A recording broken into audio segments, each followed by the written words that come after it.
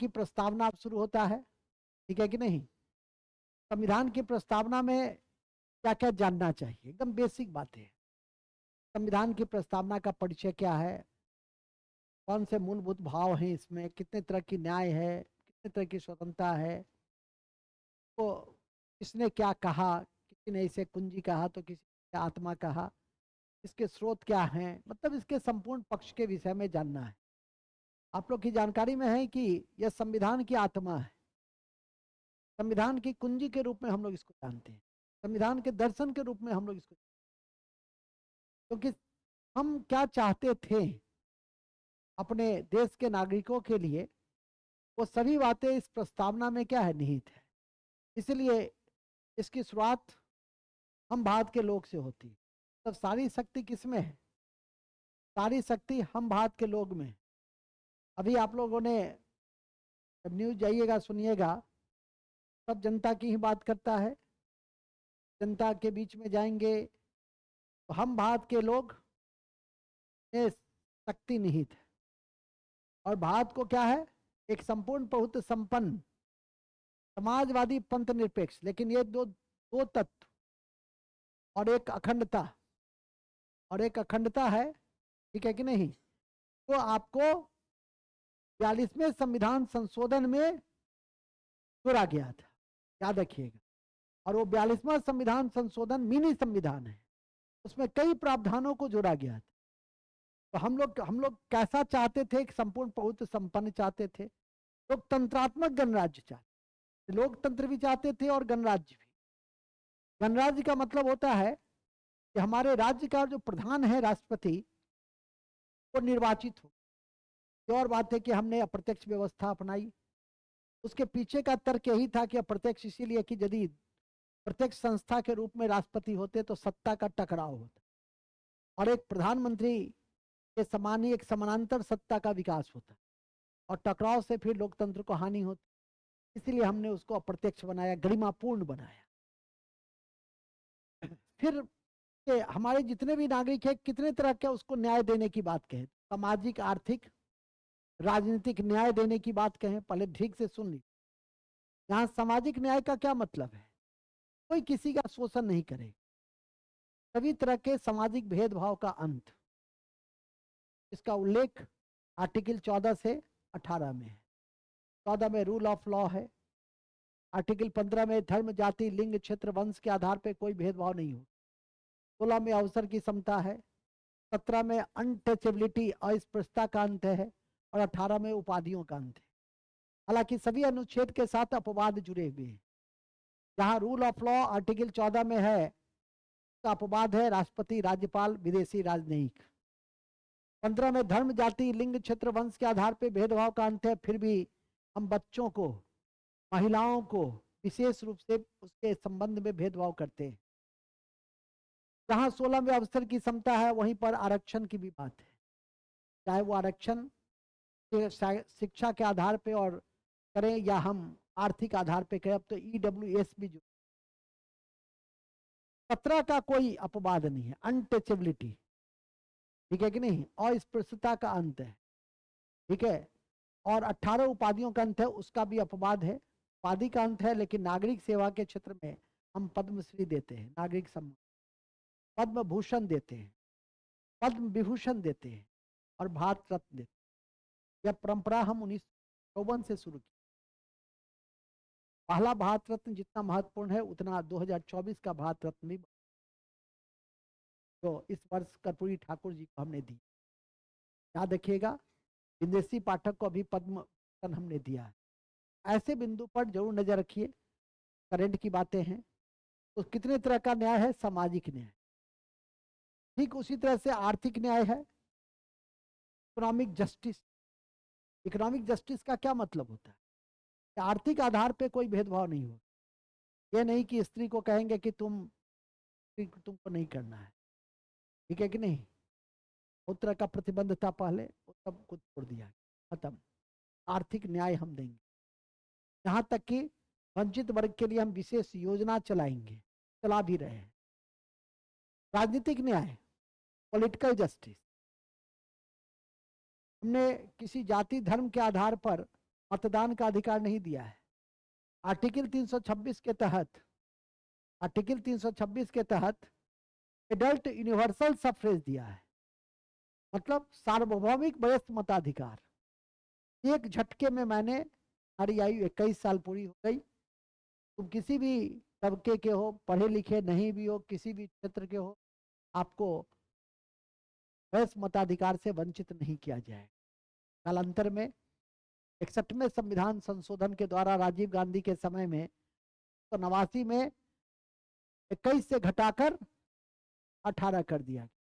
आशा है समझ गए होंगे सामाजिक न्याय क्या होता है, आर्थिक न्याय क्या होता है और राजनीतिक न्याय क्या होता है।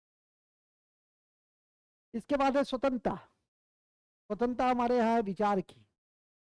देखते हो हम विचार कर रहे हैं, व्यक्त कर रहे हैं, ठीक है, विशेष दृष्टि इस अभिव्यक्ति की। विचार को जो बोला जाता है वो अभिव्यक्ति के रूप में बोल रहे हैं कि नहीं बोल, खुलकर बोल रहे हैं, क्या सही है। मैंने कहा कि आज की राजनीति विचारधारा की राजनीति नहीं है। आज की राजनीति राजनीतिक सुविधा की राजनीति। इस परिवारवाद पे फोकस किया गया। 8 मंत्रियों का गठन किया गया है कैबिनेट के। 3 परिवारवाद के ही धोतक, विजय कुमार चौधरी, सम्राट चौधरी, अमित कुमार सिंह, ये सब परिवारवाद से ही सीधे तौर पे जुड़े। में आ जाए अभिव्यक्ति की स्वतंत्रता है, इसलिए मैं बोल, आगे लिखिएगा। मतलब ये सब लिखना नहीं है, अरे पहले सुनो, पहले ध्यान से सुनो ना। समझा दिए ना कि पहले हम भाषण देते हैं। पहले क्या देते हैं? कौन बोला भाषण? भाषण है। पहले बातों को, चीजों को समझाते हैं, फिर आराम से लिखाते हैं। नहीं तो कहता है भाषण देते हैं। देखो ठीक है, विचार अभिव्यक्ति हो गया। विश्वास, हर व्यक्ति का अपना अपना विश्वास है, समाज के प्रति, धर्म के प्रति, परिवार के प्रति, विभिन्न संस्थाओं के प्रति। तो नोटा भी आ गया। हमारा विश्वास है कि हम किसी दल को समर्थन नहीं देंगे, के माध्यम से हम न तो किसी धर्म को तवज्जो देंगे, न किसी मूर्ति को तवज्जो देंगे। हम नास्तिक रहेंगे, ठीक है कि नहीं? नास्तिक भी नहीं, हम न नास्तिक रहेंगे न आस्तिक रहेंगे, बीच का रहेंगे। नास्तिक में ही भी होगा कि हमको धर्म से, उस तरह की उपासना से हमको घृणा है, वो हुआ नास्तिक। उपेक्षा भाव, हमको किसी भी नास्तिक से लेना देना है ना। ये क्या है? ये है आपका विश्वास, धर्म, जिसको आप धारण किए हैं बचपन, और ये जन्म के साथ धारण होता है। जिस परिवार में आपका जन्म हो जाता है वही आपका धर्म हो जाता है। उपासना, धर्म का कर्मकांडीय भाग क्या है? उपासना है। इस्लाम में जन्म लोगे तो खुदा की इबादत करोगे, अभी देखो अल्लाह कर रहे हैं। सनातन धर्म में हमारा जन्म होगा तो मूर्ति पूजा करोगे, करोगे कि नहीं? ओम हम हनुमंते नमः, ओम हम हनुमंते नमः करोगे। समझा करो, समझा करो, ठीक है कि नहीं? ईसाई में धर्म होगा, गिरजा घर में जाकर के ईसा मसीह की उपासना करोगे। तो ये क्या है? उपासना। तो कितने तरह की स्वतंत्रता है? 5। विचार की, अभिव्यक्ति की, उपास की, धर्म की, उपासना की। फिर आता है कि किस चीज की समता है? अवसर और प्रतिष्ठा की। तो मिल रहा है तुमको ही मिल रहा है, तुमको ही मिल रहा है।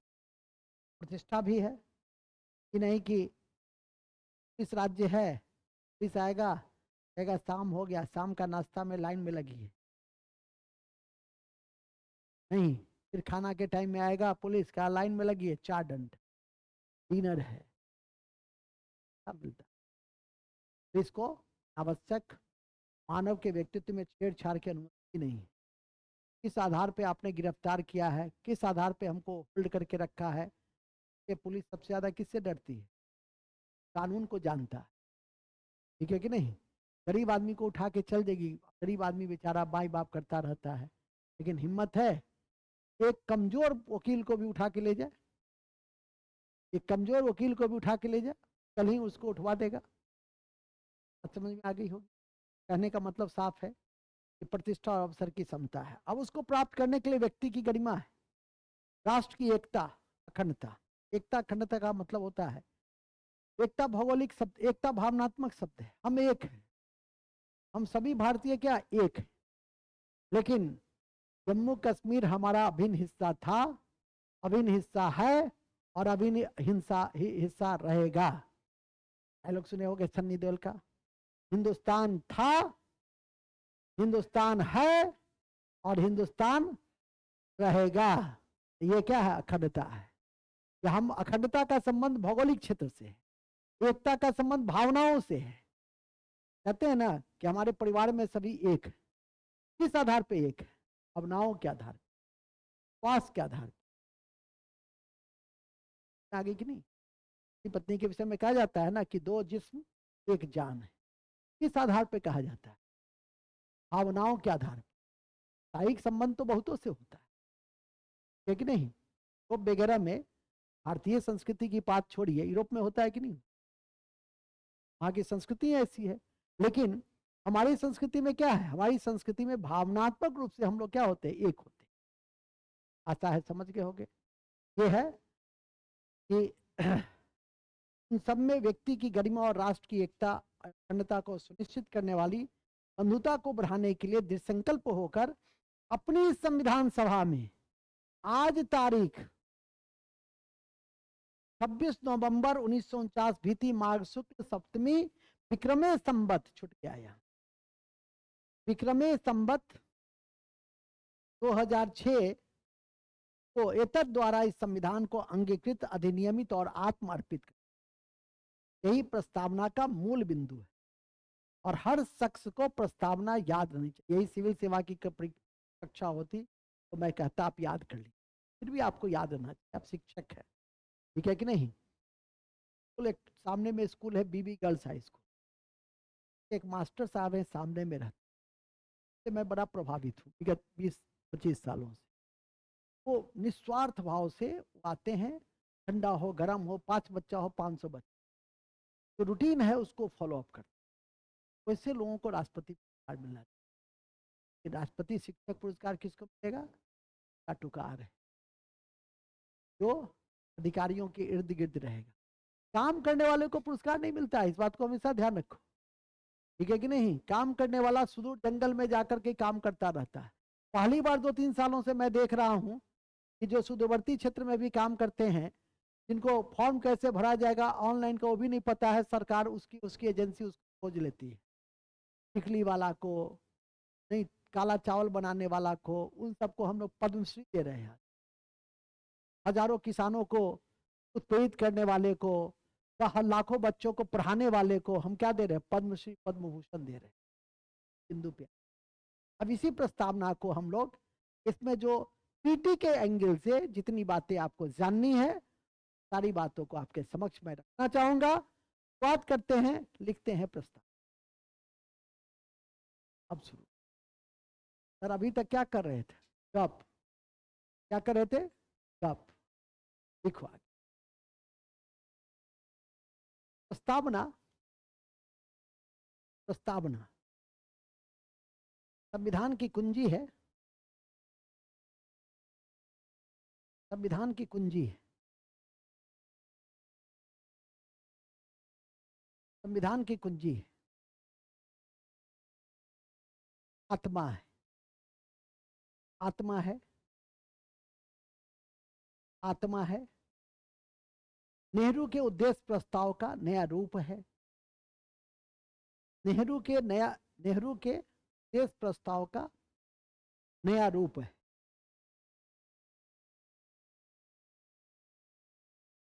नया रूप है, नया रूप है। पालकी वाला के शब्दों में, नेक्स्ट पॉइंट, पालकी वाला के शब्दों में, पालकी वाला के शब्दों में, पालकी वाला के शब्दों में, पालकी वाला के शब्दों में यह संविधान का परिचय पत्र है। यह संविधान का परिचय पत्र है। पालकीवाला के शब्दों में यह संविधान का परिचय पत्र है।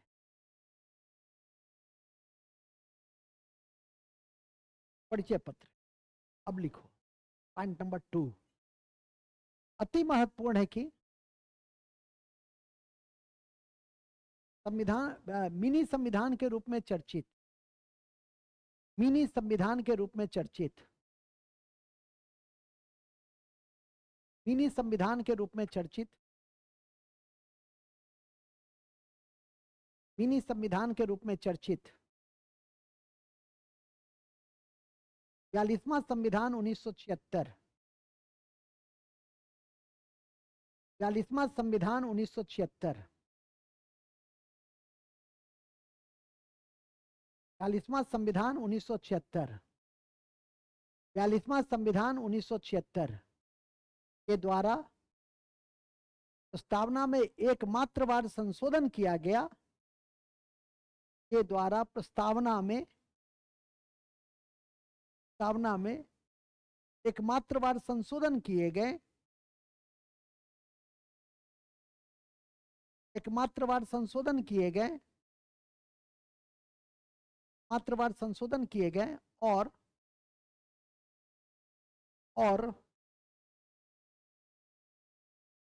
3 शब्द जोड़े गए, और 3 शब्द जोड़े गए। वर्टिकल लिखिएगा, 3 शब्द वर्टिकल लिखिएगा। वर्टिकल समझते हैं ना कैसे लिखा जाता है? लंबा लंबा ऐसे लिखिएगा, याद रहेगा आपके दिमाग। पहला ये लिखाए थे समाजवाद, पहला समाजवाद का अर्थ है अमीरी गरीबी का कम होना, का अर्थ है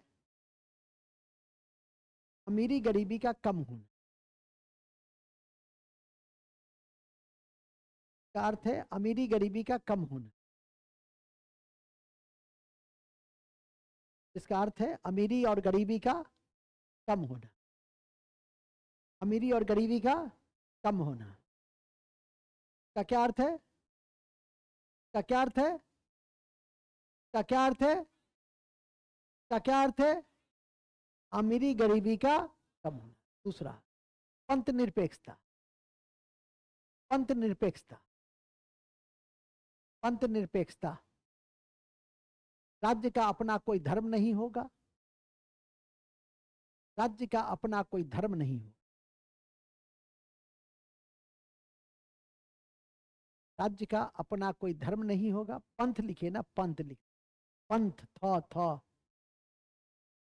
पंथ निरपेक्षता। राज्य का अपना कोई धर्म नहीं होगा और राज्य सभी धर्मों का समान संरक्षण करेगा, और राज्य सभी धर्मों का समान संरक्षण करेगा।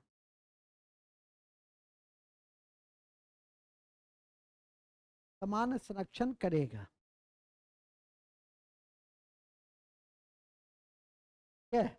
ठीक है। पंथ निरपेक्षता का अर्थ है 1 2, 1 राज्य का अपना कोई धर्म नहीं होगा, 2 सभी धर्मों का राज्य समान संरक्षण करेगा। ए 1 सही है, बी 2 सही है, सी दोनों सही है, डी न 1 सही है न दोनों न 2 सही है। कॉन्सेप्ट क्लियर रहेगा तो बनाने में क्या रहेगा? नहीं कॉन्सेप्ट क्लियर रहेगा, राज्य का अपना वाला में कहीं कंफ्यूज हो गया। इतना ही तो काफी है। जो बना दिया वो 80, तो नहीं बनाया वो 60। ऐसा ही ऐसा ना क्वेश्चन गलत कर करके वो आ जाएगा नीचे।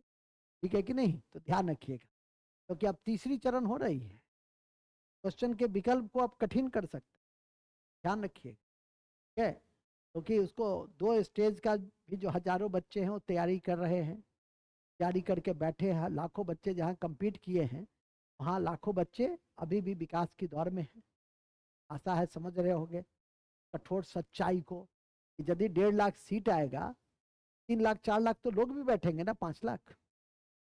ठीक है कि नहीं? इसलिए कड़ी मेहनत की जरूरत है और कर भी रहे हैं, और अतिरिक्त प्रयास करने की जरूरत है, क्योंकि अभी भी मैं समाचार पत्र पूछता हूं तो आप लोग सीधे मुख्य दर्शक बने, जबकि आपके बगल से वो सब चीज, थोड़ा सा कॉन्शियस रहिएगा तो 5 नंबर ऐसे ही है कि नहीं। आगे बढ़िए। अखंडता, तीसरा शब्द कौन सा है? अखंडता। अखंडता,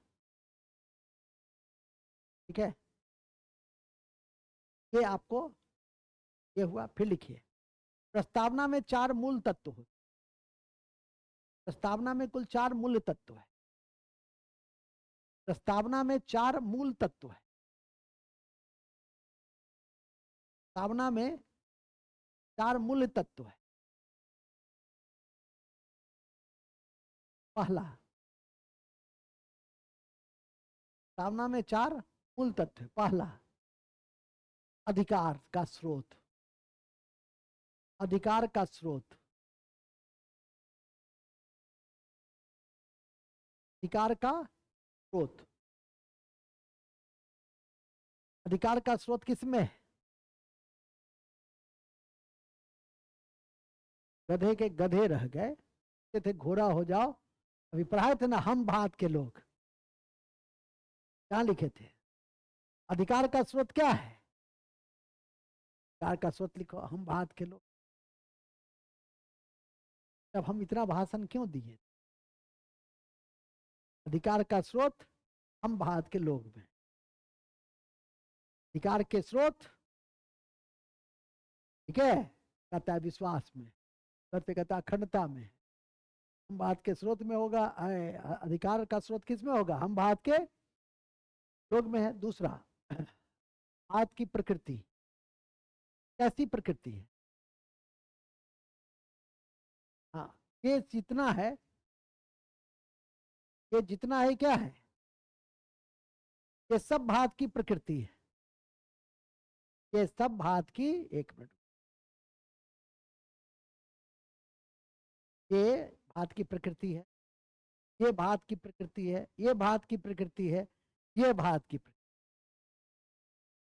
भारत की प्रकृति क्या है? प्रभुत्व संपन्न, तो ना, प्रभुत्व संपन्न, समाजवाद, समाजवाद, समाजवाद, धर्मनिरपेक्ष, पंथ निरपेक्ष, पंथ निरपेक्ष, और लोकतंत्रात्मक गणराज्य, और लोकतंत्रात्मक गणराज्य, और लोकतंत्रात्मक गणराज्य, लोकतंत्रात्मक गणराज्य। लिखिए, संविधान का उद्देश्य, 4 तत्व है ना, तो हुआ। देखिए, संविधान का उद्देश्य, संविधान का उद्देश्य क्या है बाबू? न्याय, न्याय, स्वतंत्रता, समता। ये क्या है? संविधान का उद्देश्य। देखिए, न्याय, न्याय, न्याय, स्वतंत्रता और समता, और समता, और समता। अब है लागू होने की तिथि। संविधान के लागू होने की क्या तिथि है? ऑलरेडी पढ़ चुके हैं, तो लिखेंगे लागू होने की तिथि। लिख लो, लागू होने की तिथि है 26 जनवरी 1950, लेकिन सिद्ध करने की तिथि 26 नवंबर 1949, 1949। ठीक है। नोट, नोट में लिखिएगा, प्रस्तावना को, प्रस्तावना को केशवानंद भारती मामले में 1973 में यह माना गया कि यह संविधान का भाग है। प्रस्तावना को केशवानंद भारती मामले में पहली बार यह माना गया यह संविधान का, यह संविधान का, प्रस्तावना को केशवानंद भारती मामले में पहली बार यह माना गया कि यह संविधान का भाग है।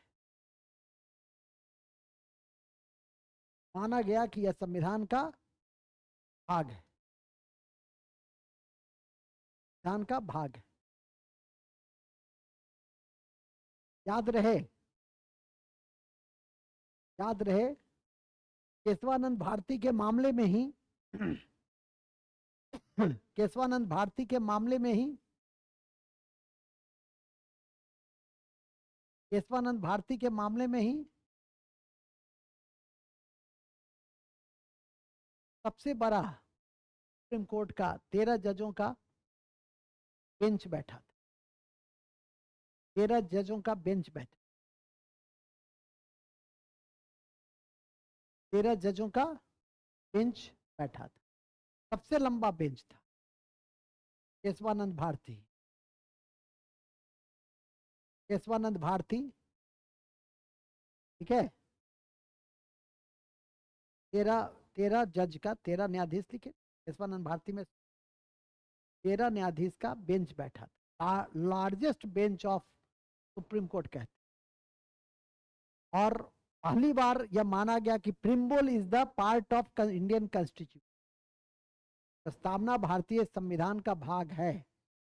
और यह कहा गया कि parliament can amend the preamble but not basic structure. मतलब प्रिम्बल में संशोधन पार्लियामेंट संसद कर सकता है, लेकिन बेसिक स्ट्रक्चर में संशोधन नहीं कर सकता है। तो एक नई अवधारणा आई बेसिक स्ट्रक्चर। है कि मूल संरचना की अवधारणा किस वाद के बाद आया था? केशवानंद भारती वाद। केशवानंद भारती बनाम केरल राज्य 1973 के वाद के बाद यह, और उसी में सबसे पहले यह माना गया कि प्रिम्बल या प्रस्तावना संविधान का भाग है, और संविधान के इस भाग में संसद जो है वह संशोधन, और इसी आलोक में एक बार 42वां संविधान संशोधन 1975, जिसे मिनी संविधान कहते हैं, एक बार हमने संशोधन किया, मतलब संसद ने संशोधन किया और 3 शब्द जोड़े। कौन थे वो 3 शब्द? समाजवाद, पंथनिरपेक्षता, अखंडता। अभी ना परीक्षा में जब जाओगे तो एकता, बस। जहां एकता हुआ, जहां एकता की याद आई, अखंडता गायब हो जाएगी। आशा है समझ रहे होगे बिंदु को। नोट लाल कलम से, अति महत्वपूर्ण है कि पहली बार मूल संरचना की बात भी केशवानंद भारती बनाम केरल राज्य, मूल संरचना की बात केशवानंद भारती बनाम केरल मामले में, संरचना की बात केशवानंद भारती बनाम केरल राज्य ने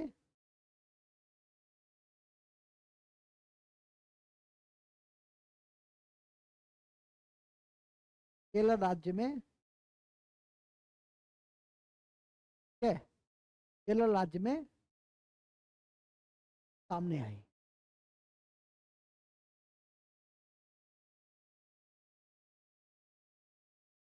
साथ ही संसद प्रस्तावना में संशोधन कर सकते, साथ ही संसद प्रस्तावना में संशोधन कर सकते। ऑलरेडी सब बातें लिख ली, संशोधन कर सकते। इन्हीं शब्दों के साथ हमारी यह परिचर्चा क्या हुई? समाप्त। और जब भी कोई पाठ समाप्त होता है तो क्या पढ़ते हैं? Booster fact. तो बूस्टर फैक्ट सुन लीजिए, हमारे लिए नहीं, भगवान के लिए, का खुदा है, खुदा के लिए, का ईसा मसीह का जो गॉड है उनके लिए आप लोग प्रस्तावना को अभी से लेकर 6 महीना में याद नहीं होगा?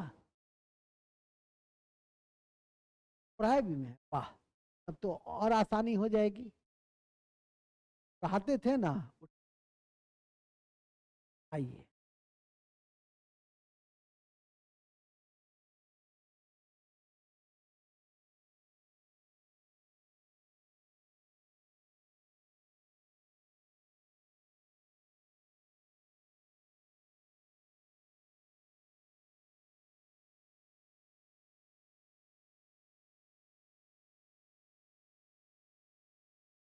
बताओ। वेरी गुड, बैठो। गुड, बहुत बढ़िया, है कि नहीं? तो देखिए, इन्होंने याद करके रखा है।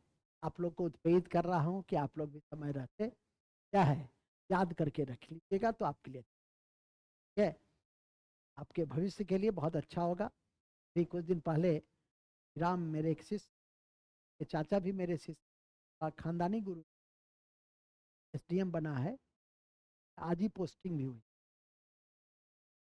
चाचा भी मेरे शिष्य है, अभी झंझारपुर में विमल दे रहा था, तो मैंने कहा था कि कर्तव्य प्रस्तावना इस याद कर ली। बैकग्राउंड था, याद नहीं किया था, याद कर लिया संजोग से। यूपीएससी के इंटरव्यू में उसे प्रस्तावना से ही बातचीत, बड़ी खुश हुआ। बाद में निकला तो कहा कि सर, आप यदि इतना हमको नहीं कह रहे थे तो मैं याद नहीं करने वाला। तो से वहीं से आरंभ ही हुआ इंटरव्यू, सकारात्मक रूप में इंटरव्यू गया और अच्छे नंबर आए, आज एम है। ऐसा है, याद रहना भी चाहिए, ठीक है कि नहीं? आगे चलिए। Booster booster fact, booster fact, booster fact में आइए। सबसे पहला बूस्टर फैक्ट है, वैज्ञानिक समाजवाद की नींव कार्ल मार्क्स ने रखी। वैज्ञानिक समाजवाद की नींव कार्ल मार्क्स ने रखी, कार्ल मार्क्स ने रखी।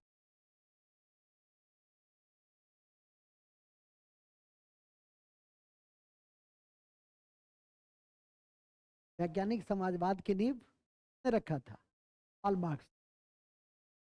का मत करो, डरती है उससे। Next, point number 2, point number 2 में है, सामाजिक न्याय का उल्लेख प्रस्तावना, अधिकार,